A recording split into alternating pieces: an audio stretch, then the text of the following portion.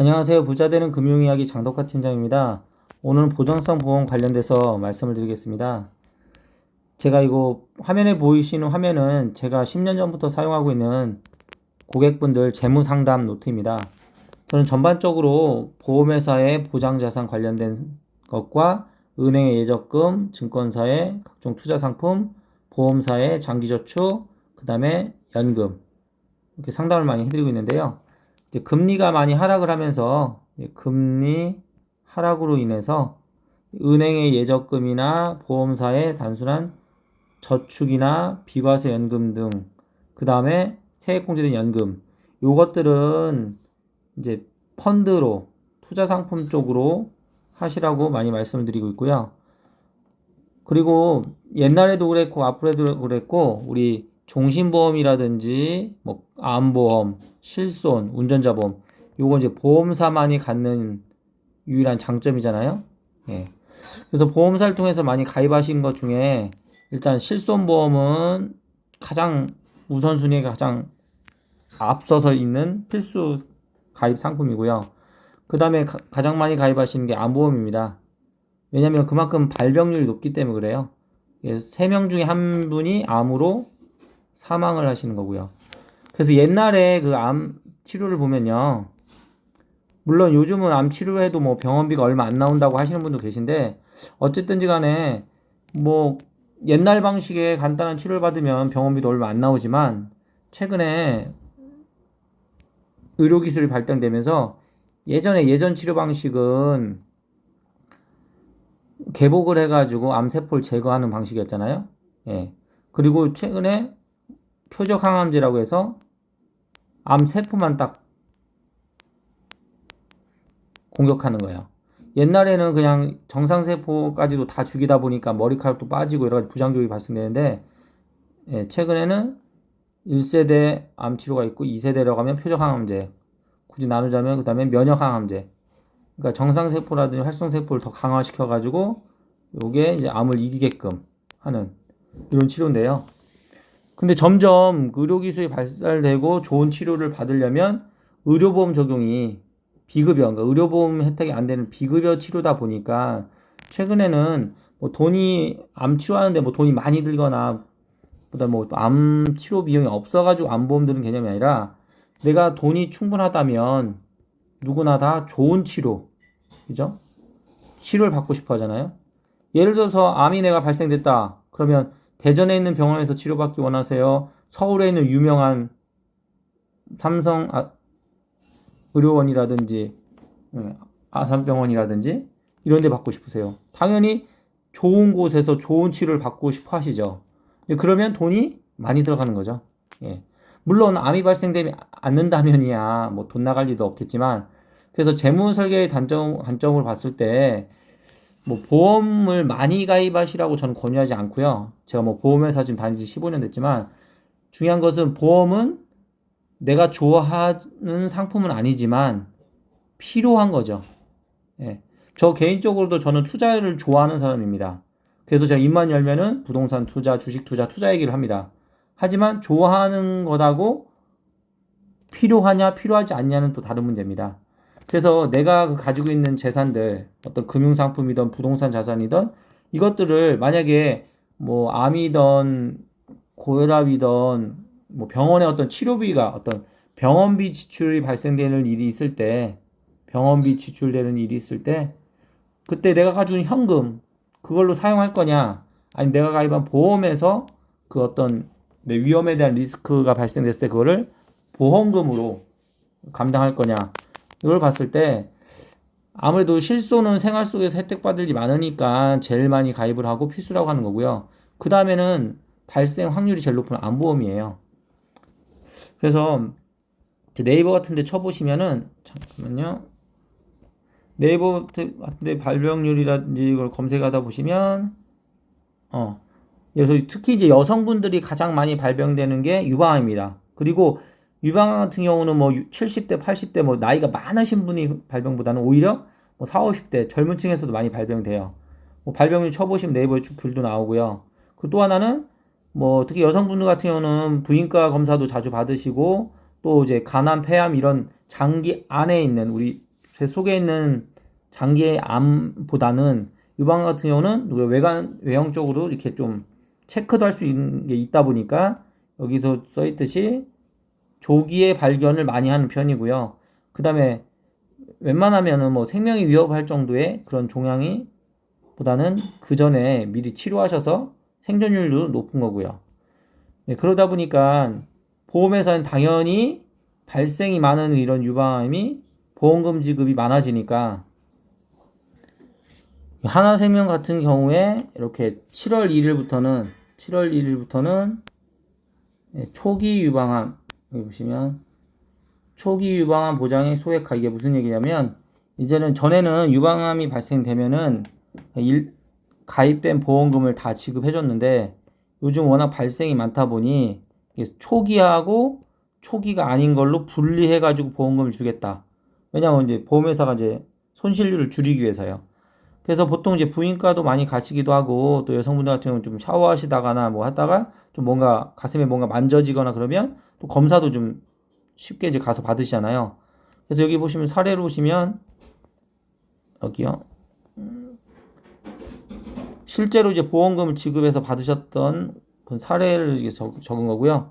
51세 여성분이시고 건강검진 받으시다가 초음파 검사에서 받으셨는데, 근데 이제 종양의 크기가 0.6cm면 전이도 안 된 요 상태에 있는데 전에 가입했던 보험에서 보험금을 유방암 진단비로 해서 5천만 원을 받으셨고, 또 가입한 지 얼마 안 되셨다 보니까 남아있는 224회, 그러니까 20년 납입 240회셨고 지금 16번을 16회를 내셨는데 앞으로 낼 224회에 대한 보험료도 앞으로 안 내고 진단금은 5천만 원을 받는, 이렇게 실제로 지급했던 사례가 이렇게 됐는데, 이제는 7월 1일이 넘어가면 이런 경우에 요 사례와 같은 상황이 발생됐을 경우에 안 주겠다는 겁니다. 다.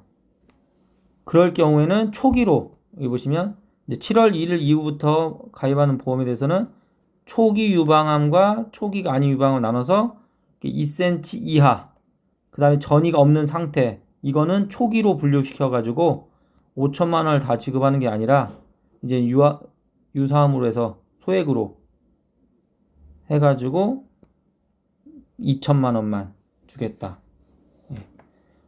손실이 많아지니까 보험회사에서는 어떻게든지 보험금 지급이 많은 항목들을 자꾸 축소시키고 아니면 보험료를 올린다든지 그런 방식을 쓰는 거고요. 그리고 아까 말씀드린 것처럼 우리가 암 치료 받을 때 여러 가지 뭐 방식이 있지만 현존하는 것 중에 가장 그래도 좋다고 하는 게 여기 보이실지 모르겠네요. 중입자 가속기라는 거예요. 중입자 가속기로 해서 암 치료하는 거. 중입자 치료. 여기 이제 센터 코리아 홈페이지, 중입자 가속기 관련된 홈페이지 여기 들어가 보시면 여기 다 설명이 다 나오거든요. 근데 중요한 건 우리나라에는 아직 없어요. 그래서 중입자 치료를 받으시려면 일본으로 넘어가셔야 돼요. 일본 가셔서 치료 받으셔야 되는데 여기 외국인의 경우에는 이렇게 대략 우리나라는 한 2년 뒤 그쯤에 아마 도입된대요. 우리나라는. 그러면 지금 현재 뭐 일본에 가서 치료를 받을 경우에는 한 1억 정도 비용이 1억 정도 드네요. 대략. 이렇게 여기 신문 기사 보시면 여기 전 세계 10세대뿐인 중입자 암 치료기 2년 뒤에 국내에 첫 손을 보일 것이다. 2021년 5월 16일 여기 뉴스에 나오는데요. 여기 뭐 홈페이지 찾아보시면 전 세계 10세대뿐이, 그래서 일본의 중입자 암 치료기 이게 우수하다고 많이 알려져 있어서 현재는 일본 가서 많이 치료를 받으신대요. 근데 어쨌든 중입자 치료기 이거 받으시려면 뭐 아까 말씀드린 그냥 치료비가 1억, 외국인 경우에는 1억 든답니다. 그럼 내가 예서 자산이 많아서 뭐 내가 예서 20억이 있다. 그럼 뭐 내 병원 치료를 위해서 뭐 병원비 치료를 위해서 뭐 1억 쓸 수 있죠. 근데 죄송하지만 내가 우리 가정에 돈이 많지가 않은데, 근데 만약에 가정이 4인 가족이라고 했을 때, 뭐 부모, 자녀가 2명이라고 했을 때, 내가 아파가지고 내 병원비로 내가 우리 집 전체 자산이 만약에 2억이에요.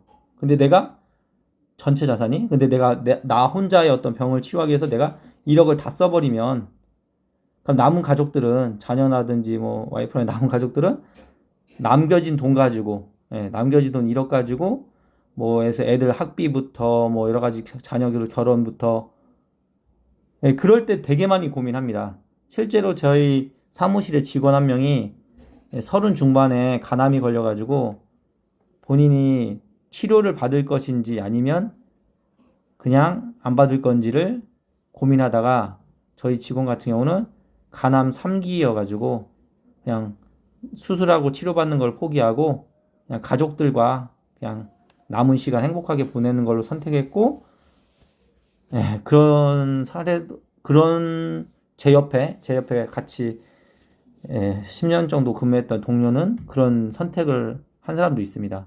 어쨌든지 간에 내가 경제적인 여유가 많으면 뭐 암보험 안 드셔도 되고요. 또 종신보험 없어도 되고요.